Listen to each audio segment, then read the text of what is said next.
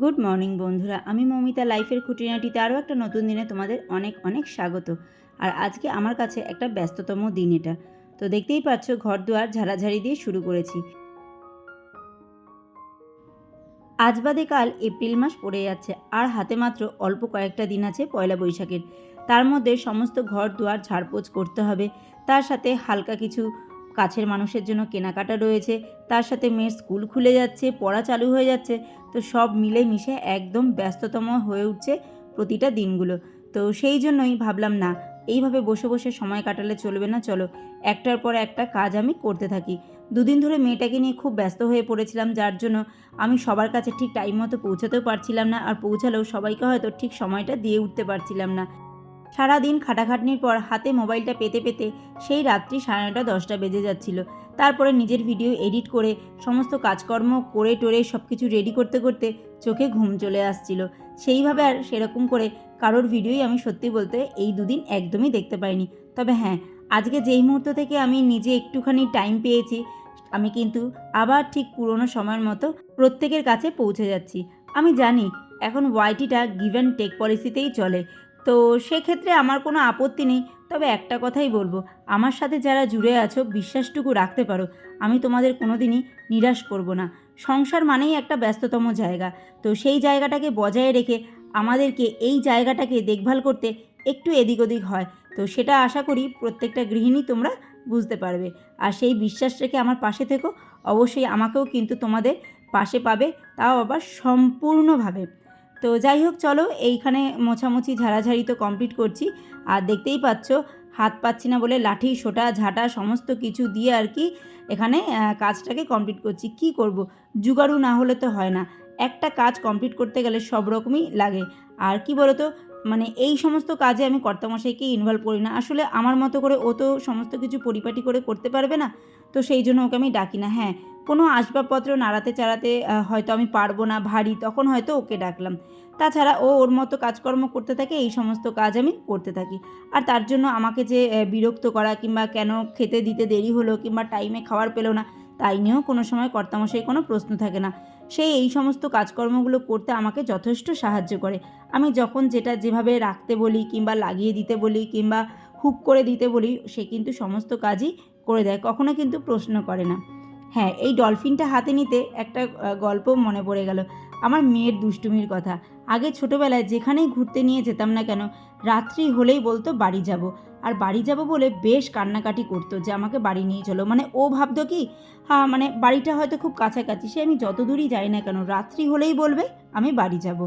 তো দেখো, এইখানে হচ্ছে আমার মেয়ের সমস্ত টেডিগুলো, আর এ পাশে আমার টেডিটা রয়েছে। তো হ্যাঁ, গল্প যেটা বলছি, তো এরকম একদিন দীঘা নিয়ে গেছি।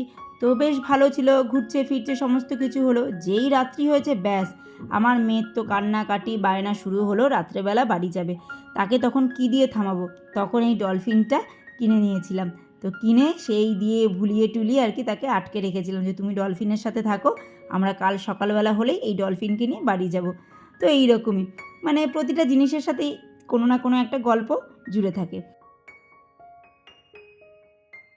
তো এই ছোট্ট কভারটাকে ভেবেছিলাম এই পাশে রাখবো, কিন্তু রাখতে গিয়ে দেখলাম এখানে তোমরা খেয়াল করে থাকবে যে কাচের যে তাকগুলো করা আছে, তাতে আর কি আটকে যাচ্ছে, ঠিকমতো এখানে রাখা যাচ্ছে না।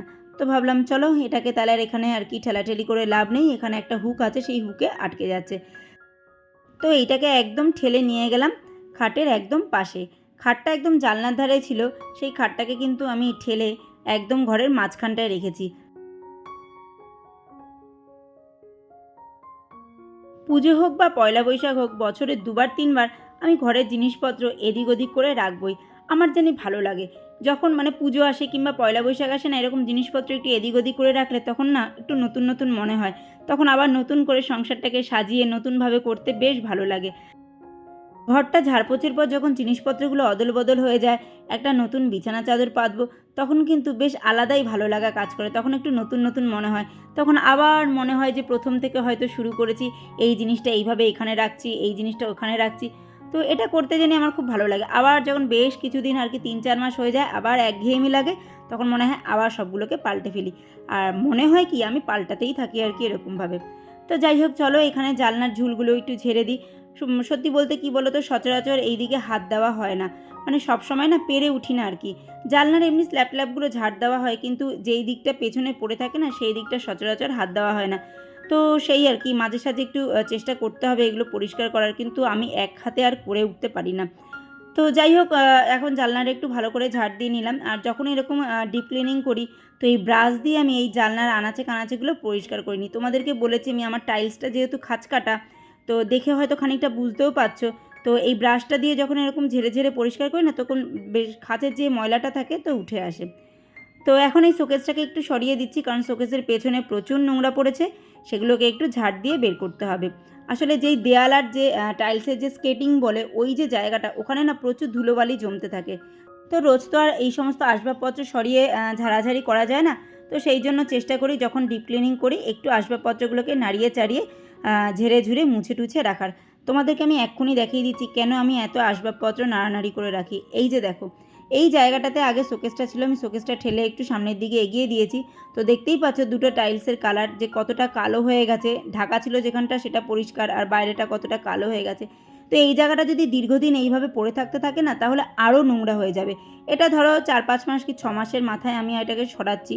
তো এইভাবে যদি একটু না করা হয় না, তাহলে জায়গাগুলো মেঝেটা না ভীষণ নোংরা হয়ে যায়, আর মানে যেটা দেখতে ভীষণই বাজে লাগে। আর মানে দাগগুলো যখন একদম কড়া হয়ে যাবে, তখন কিন্তু সেগুলো এতটা সহজে উঠবে না। তো সেই কারণে কষ্ট হলেও আমি একটু জিনিসপত্র নাড়িয়ে চাড়িয়েই ঘর দুয়ার পরিষ্কার রাখার চেষ্টা করি। তো দেখো এখানটা মেয়ের যে হাউসগুলো আছে সেগুলোকে ঝেড়ে পুছে রেখে দিয়েছি। আর এই খেলনাটা তো আমার মেয়ের অনেক ছোটোবেলার খেলনা, দেখেই বুঝতে পারছো যার বাড়িতেই বাচ্চা আছে এই খেলনাটা অন্তত থাকবে। আর এই একটা প্লাস্টিকের কৌটো, এটাকে করোনার সময় এইরকম কায়দা করে আঁকাআঁকি করেছে। তো এর মধ্যে আর কি ওই ফ্যানটা বাসিগুলোকে এক জায়গায় করে রেখে দিই। আর এগুলো তো আমার মেয়ের খুব কাছের জিনিস, শুধু মেয়ে কেন, মায়েরও খুব কাছের জিনিস। আমিও টেডি বিয়ার ভীষণ ভীষণ পছন্দ করি। আর মোটামুটি সব রকম মানে কার্টুন ক্যারেক্টার খুঁজলে হয়তো আমার ঘরে পাওয়া যাবে। তো যখন যেটা সরাচ্ছি তার পেছন থেকে তো গাদা গাদা ময়লা বার করছি, তারপরে সেগুলোকে বাইরে বের করে আবার ফাইনাল একবার ঝাড় দিচ্ছি। তো দেখো, এই এখন যে ফাইনাল ঝাড় দিচ্ছি তাতেই দেখো যে কত ঝুল বেরিয়েছে। আর তোমরা তো দেখোই আমি রোজ আর কি ডাস্টিং করি, তারপরেও দেখো জিনিসপত্রের আনাচে কানাচে এত ময়লা লুকিয়ে থাকে। তো এগুলোকে যদি বছরে একবার দুবার না পরিষ্কার করা হয়, তাহলে আমার মনে হয় না সেই ঘরে শ্বাস প্রশ্বাস নেওয়া যাবে। সত্যি বলতে কি বলো তো বন্ধুরা, তোমরা হয়তো অনেকে বলবে যখন বয়স হয়ে যাবে কী করবে। যখন বয়স হয়ে যাবে তখনেরটা তখন চিন্তা করা যাবে, যতক্ষণ বয়স হয়নি ততক্ষণ তো পরিষ্কার পরিচ্ছন্নভাবে থাকি, ততক্ষণ তো চেষ্টা করে যাই যেখানে আছি যেখানে খাই সেই জায়গাটাকে পরিষ্কার পরিচ্ছন্ন সুন্দর একটা স্বাভাবিক পরিবেশ দিয়ে রাখতে। তো সেই চেষ্টাই সবসময় করতে থাকি। আর তারপরের কারণও হচ্ছে আমরা তো নিম্ন মধ্যবিত্ত, তো সেই জন্য মা লক্ষ্মীকে সবসময় ঘরে আটকে রাখার চেষ্টা করি। আর ঝুল নোংরা অপরিষ্কার থাকলে তো শুনেছি মা লক্ষ্মী নাকি সেখানে থাকে না। তো সেই কারণেই মা লক্ষ্মীকে আটকে রাখার জন্য খানিকটা এই কষ্ট করতে থাকি, যাতে মা লক্ষ্মী আমার ঘরটাকে পছন্দ করে আমার বাড়িতে থেকে যায়। তো এই হলো ফাইনাল লুক। জিনিসপত্রগুলো এখন আবার অদল বদল হয়ে গেছে। তো আপাতত এই অবস্থাতেই থাক। এবার রান্নাবান্না করতে যাই, তাহলে কর্তা আর মেয়ে কি নিজের পেটই নিজেকে বলবে আমাকে খেতে দাও। তো কিছুই দিতে পারবো না যদি এখন রান্নাটা না চাপাই। তো কাজের ফাঁকে আমি ভাতটা বসিয়ে গেছিলাম, তো ভাতটা দেখো আমার হয়ে গেছে। আর এখন মাছের ঝোল করব। মাছ আগে থেকেই আনা ছিল, তো সেগুলোকে বার করে ধুয়ে টুয়ে রেখে দিয়েছিলাম। তো এখন পাতলা করেই আর কি একদম মাছের ঝোল করে নিচ্ছি। আর একটু ওই যে বাটিতে কুমড়ো কেটে রেখেছি, কুমড়োটা ভেজে নেব। তো এই হবে সিম্পল আজকে আমার খাবার দাবার।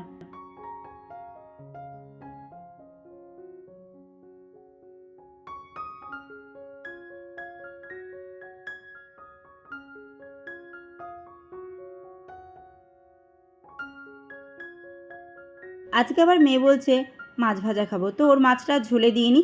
আমাদের দুবেলার মতো মাছই আজকে ঝোলে দিলাম, ওর মাছটা ভাজাই রাখলাম। যদিও একবেলাই খায়, তো সেই জন্য আর ওর মাছটা ঝোলে দিলাম না। তো ও নিজে থেকে মাছ ভাজা খেতে চেয়েছে, এটা ভেবেই জানি আমার কাছে অবাক লাগে। তো মাঝে সাঝে বলে আর কি। তো দেখো এখানে কুমড়ো ভাজাটা চাপিয়ে দিয়েছি।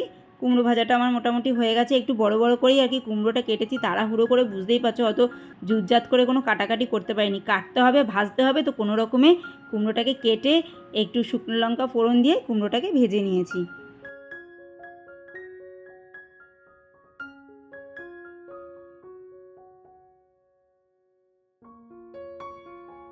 তো চলো, এবার তোমাদেরকে দেখিয়ে দিই কর্তামশাই কী করছে। সারাদিন ঘরের কাজকর্ম তো আমি একা একাই সারলাম, দেখতেই পেলে। কর্তামশাই কিন্তু বসে নেই, কেউ কিন্তু ঘরের কাজেই লেগে পড়েছে। তো এই যে ঘরগুলো দেখলে, এটা আমার শ্বশুর শাশুড়ির ঘর। সেখান থেকে এসে যে ঘরটা আমাদের ভাড়া দেওয়া হয় সেই ঘরটা রং করা হচ্ছে। অনেক দিন হলো ভাড়াটি উঠে গেছে, কিন্তু ঘরটাকে তো পরিষ্কার পরিচ্ছন্ন করে রাখতে হবে, তা না হলে নতুন করে ভাড়া দিতে পারবো না। তো সেই জন্যই কর্তামশাই ঘরটাকে রং করে নিচ্ছে। দেখো, রং মিস্ত্রি ডেকে রং আমরা করাতেই পারতাম, কিন্তু কাজটা যখন আমরা করতে জানি তখন বেকার বেকার কেন রং মিস্ত্রি ডাকবো। তো সেই কারণেই কর্তামশাই নিজে করছে। এর আগেও তোমাদেরকে দেখেছি, আমাদের ওপরের ঘরও কিন্তু আমরা নিজেরাই রং করেছিলাম। তো যাই হোক, দেখো এখন চলে এসেছি মেয়েকে পড়তে দিতে। এখনও আমার স্নান হয়নি, ভাবলাম চলো আগে মেয়েকে পড়তে দিতে আসি। আর এই জায়গাটা, এখানে গম ফেলে আর পায়রাগুলো প্রতিদিন এখানে এরকম একজোট হয়ে খেতে আসে, যেটা দেখতে কিন্তু খুব খুব ভালো লাগে। আর আমি আর মেয়ে খানিকটা ভয় পাচ্ছিলাম যে যদি টুকরে টুকরে দেয়, কিন্তু ওরা কিন্তু কিছুই করে না, ওরা নিজেদের মতো নিজেরা খেতে থাকে।